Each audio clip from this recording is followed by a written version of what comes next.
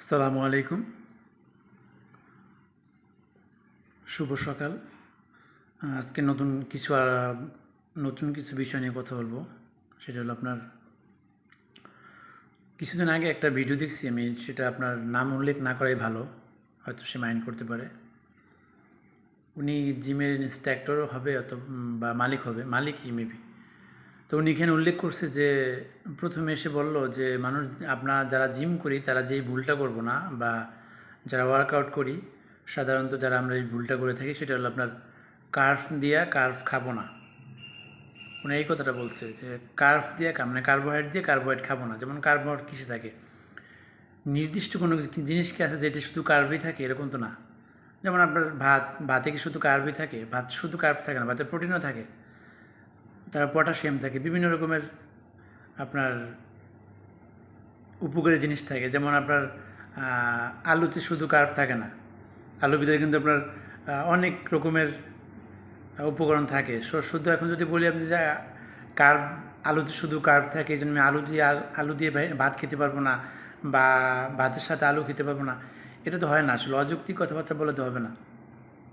এখন দেখতে হবে যে আমি যেই খাবারটা খাচ্ছি ওখানে অতিরিক্ত কার্ব থাকে নাকি, এবং আমার যতটুকু চাহিদা দরকার তার চেয়ে বেশি হয় নাকি, এই হিসাবটা করতে হবে, মেজারমেন্ট করতে হবে অবশ্যই। এখন শুধু আমি গাওজুড়ে বলে ফেললাম যে কার্ব খাবো না, বা আলুর সাথে ভাত খাওয়া যাবে না, এটা তো হয় না আসলে। আলুতে শুধু ভাত থাকে না, আলুতে শুধু আপনার কার্বই থাকে না, আলুতে কিন্তু প্রোটিনও থাকে, তারপর আপনার অনেক রকমের উপকরণ থাকে। শুধু এখন আমি বলে দিলাম যে আলুতে হ্যাঁ, তবে অতিরিক্ত আলু খাওয়া যাবে না। অতিরিক্ত আলু খেলে রক্তে ক্রিয়েটিন বেড়ে যেতে পারে, সেক্ষেত্রে অতিরিক্ত আলু থেকে আমরা বিরত থাকতে পারি। এখন যদি কেউ বলে যে কার্ব খাওয়া যাবে না, এটা আসলে মানুষকে মিসগাইড করা, ভুল ইনফরমেশন দেওয়া। তা আমি বলবো যারাই আপনার, হ্যাঁ, তবে ওনার দেখা যায় যে অনেক ফলোয়ার থাকে, ওনার অনেক স্টুডেন্ট থাকে। তো এই সমস্ত কথাবার্তা শুনলে মানুষ তো আপনার এটা একটা হয়ে যায় না। যেমন আমাদের মতন ট্রেনার যারা থাকে তাদের কিন্তু মানুষ ফলো করে যে আমরা কোন জিনিসটা ইউজ করি, কোন জিনিসটা বলবো। অনেকে কিন্তু এটা এই গাইডলাইনে ফলো করে। সেক্ষেত্রে আমাদের কথাবার্তার ক্ষেত্রে অবশ্যই সতর্কতা অবলম্বন করতে হবে, এবং কোন জিনিসটা খেলে উপকার হবে, কোনটা ক্ষতি হবে, এটা বুঝতে হবে আগে। আমি গাওজুর একটা কথা বললাম যে কার্ভ খাবো না, এইটা আসলে হয় না।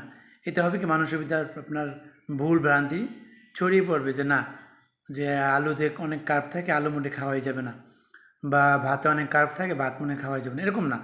আপনার বুঝতে হবে যে ভাতে কতটুকু কার্ভ থাকে, আর কতটুকু কার্ব আমার জন্য দরকার, কতটুকু কার্ব আমার শরীরের জন্য প্রযোজ্য। এই জিনিসটা যখন বুঝতে পারবেন তখনই আপনার জন্য এই রুটিন ফলো করতে হবে।